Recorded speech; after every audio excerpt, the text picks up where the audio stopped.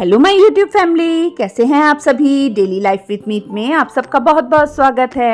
ये है 5 तारीख की शाम का समय और बस मैं बाहर आई थी। रस्सी में जो कपड़े मैंने सुबह धो के सूखने के लिए डाले थे ना, तो वो सूख चुके थे, तो मैं उन्हें ही लेने आई थी कि मैं उन्हें तय करके संभाल दूँ। तो यहाँ कोको मेरे पीछे पीछे आ गया था, तो बस मैं यहाँ कोको के साथ थोड़ी मस्ती कर रही हूँ। कोको के साथ मस्ती करना मुझे बहुत अच्छा लगता है, कोको के साथ खेलना मुझे बहुत पसंद है। और बस मैं यहाँ थोड़ी सी मस्ती करूँगी उसके साथ। फिर उसको ये रहता है कि मम्मा मेरे से थोड़ा सा प्यार कर ले, फिर उसके साथ थोड़ा सा सिर पे हाथ सहलाओ ना, तो बड़ा खुश हो जाता है। इसके बाद मैंने जितने कपड़े सूखे थे ना, सब उतार कर मैं अंदर ले आई थी। और यहाँ पास में रमन था, तो मैं रमन से बातें भी करती जा रही हूँ और कोको नीचे शैतानियाँ कर रहा था, वो भी मैं देख देख के हंसती जा रही थी।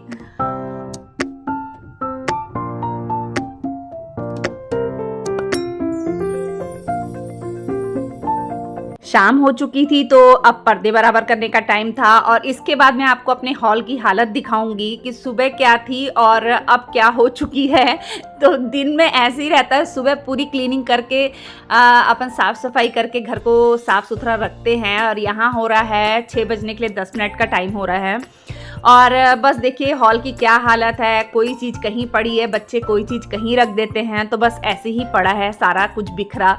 तो बस यहाँ पे मैंने ना फटाफट मैं लग गई सफाई के काम में। सबसे पहले तो मैं हॉल ही साफ़ करूँगी। और मेन क्या ना, मैं थोड़ी देर दोपहर को जैसे लेट गई थी, तो सोई नहीं थी, बस लेटी हुई थी। और मतलब उस चक्कर में क्या, मैं अब उठती हूँ तो थोड़ा सा आलस आ रहा था। तो इस वजह से क्या, थोड़ी सी जैसे 4 बजे लग जाती हूँ शाम के काम करने के लिए, तो मतलब मैं लगी थी 5 बजे के करीब काम करने के लिए।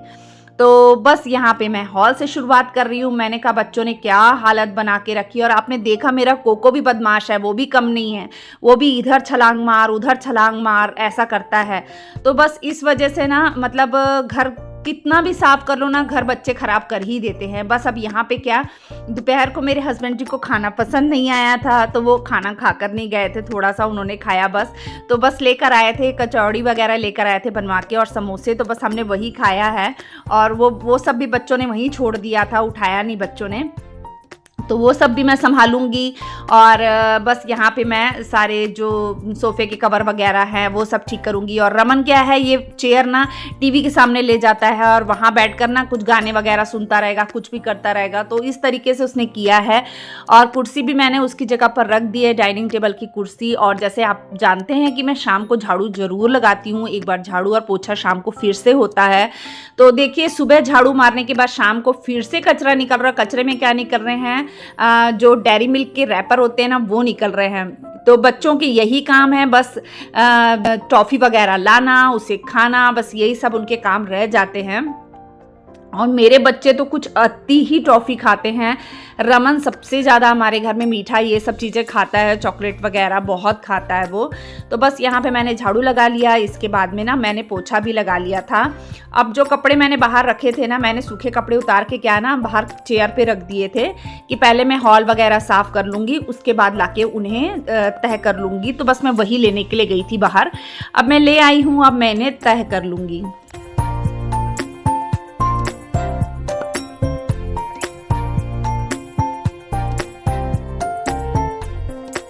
हाँ जी, तो यहाँ पे पड़ रही थी कपड़े फोल्ड करते करते शरण को डांट। पहले मैंने कहा कि पाठ लगा दे, उसने पाठ लगाया, और उसके बाद उसे पड़ रही थी डांट, क्योंकि ना आज उसकी क्लास, उसने एक क्लास मिस की थी। जो ऑनलाइन क्लासेस वो अटेंड करते हैं बच्चे, तो उसने एक क्लास मिस कर दी थी, तो उस वजह से उसे मैं डांट रही थी। तो बाद में उसने बताया, मम्मा वो मेरी क्लास नहीं थी, मैंने वो कोर मैथ्स की क्लास थी, जबकि मैंने अप्लाइड मैथ्स लिया है करके, तो उसकी वो क्लास नहीं थी। तो फिर मुझे लगा कि नहीं, मैंने उसे बिना मतलब में डांट दिया। फिर मैंने उसे समझाया कि बेटा देखो, पढ़ाई ही सबसे इम्पॉर्टेंट है, अच्छे से पढ़ो लिखो, है ना।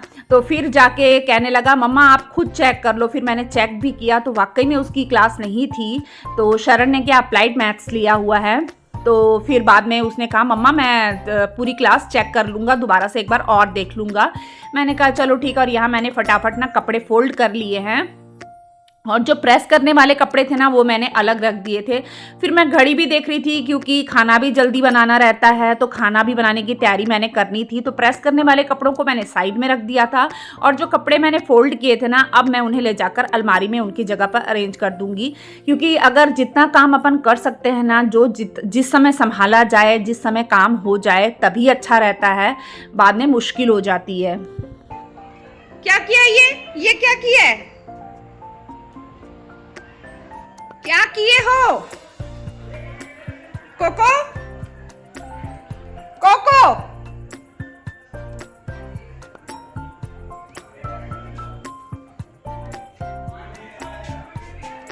इधर देख, मम्मा की तरफ देख।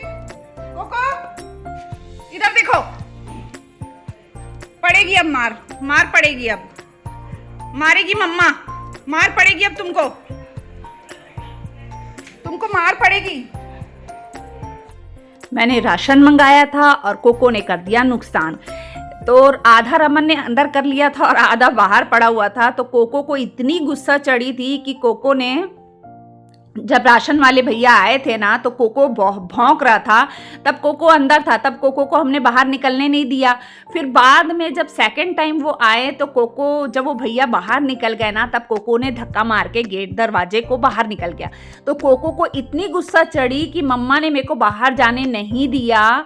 तो कोको ने जिस बोरी पे सामान आया था, राशन आया, तो बोरी भी फाड़ दी और उसमें से मैगी का जो पैकेट निकाल के उसे भी फाड़ दिया। इतना गुस्सा करता है ना कभी कभी, किसी टाइम पे कई चीज़ों का कई बार नुकसान कर देता है, पता भी नहीं चलता है। तो इसकी ना बहुत ज़्यादा ध्यान रखना पड़ता है इसका, और इसके गुस्से का भी।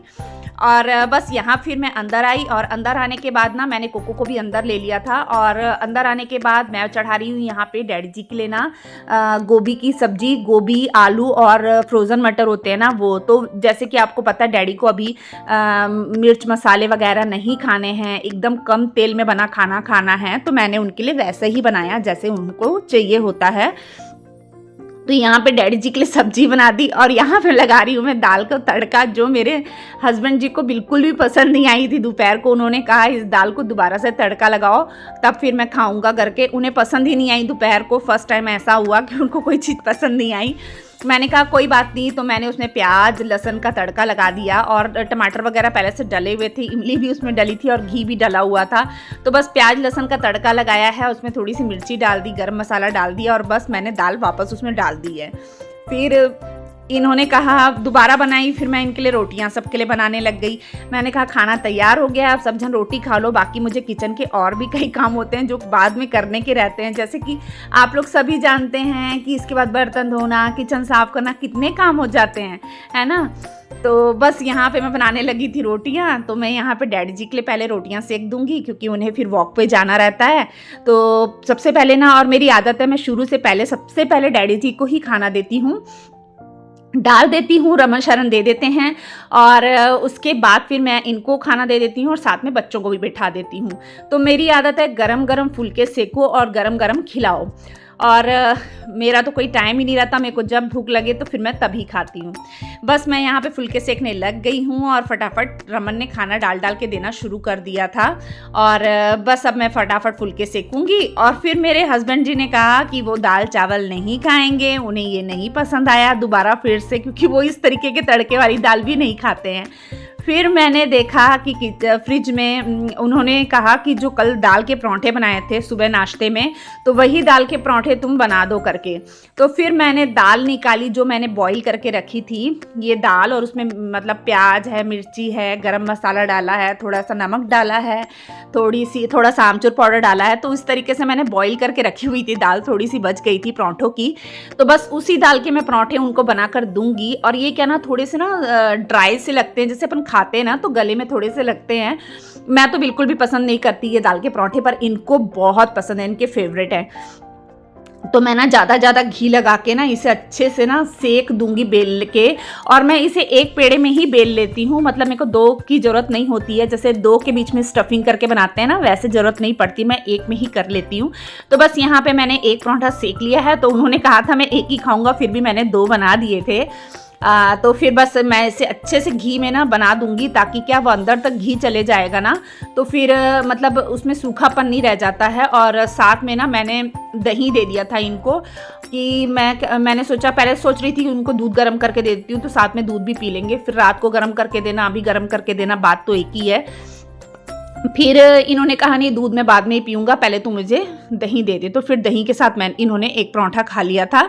इसके बाद सबका खाना पीना निपट गया। मैंने थोड़ा सा किचन का जो काउंटर टॉप है वो साफ़ किया। इसके बाद मैं जो धुले बर्तन पड़े थे ना उन्हें मैं लगाने लग गई थी, क्योंकि फिर मुझे दूसरे बार के बर्तन धोने थे। ये दोपहर के बर्तन जो धुल चुके थे ना, सूख गए थे, तो बस मैं इन्हें ही लगा रही थी। इसके बाद मैंने फटाफट बर्तन धोए, और बर्तन धोने के बाद ना मतलब इतना काम हल्का लगता है ना, अगर बर्तन धुल जाए, किचन साफ हो जाए तो मतलब बहुत हल्का लगता है। और ऐसा रहता है ना, अपनी ये जो शाम से लेकर रात तक की रूटीन भी ना बिजी निकलती है एकदम, एक के बाद एक कोई ना कोई काम रहता ही है।